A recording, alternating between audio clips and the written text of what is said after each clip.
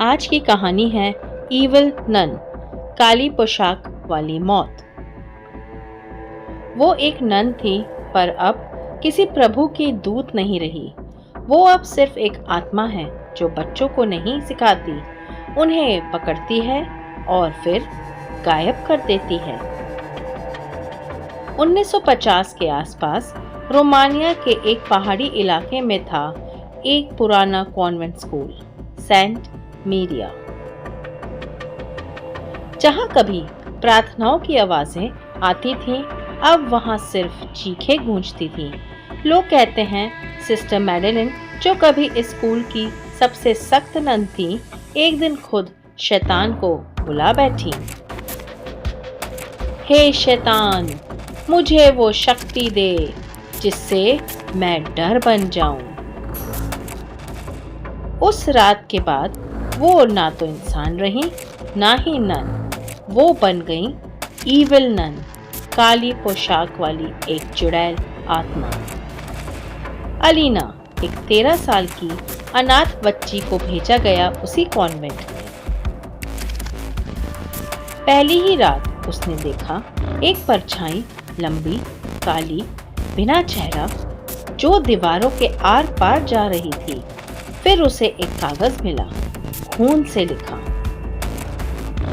Pray और die, या तो प्रार्थना करो या मरो।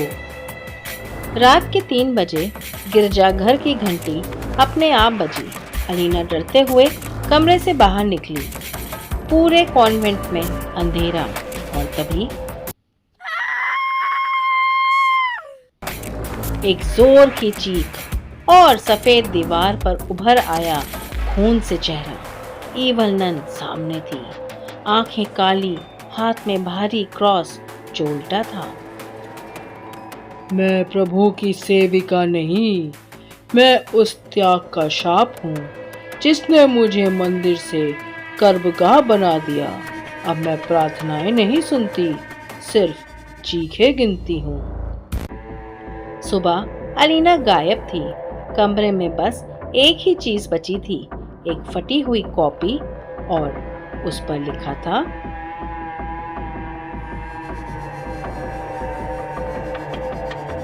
वो प्रार्थना नहीं करती थी। उस दिन के बाद कॉन्वेंट बंद कर दिया गया, पर रात को वहां से फिर वही घंटियां सुनाई देती हैं।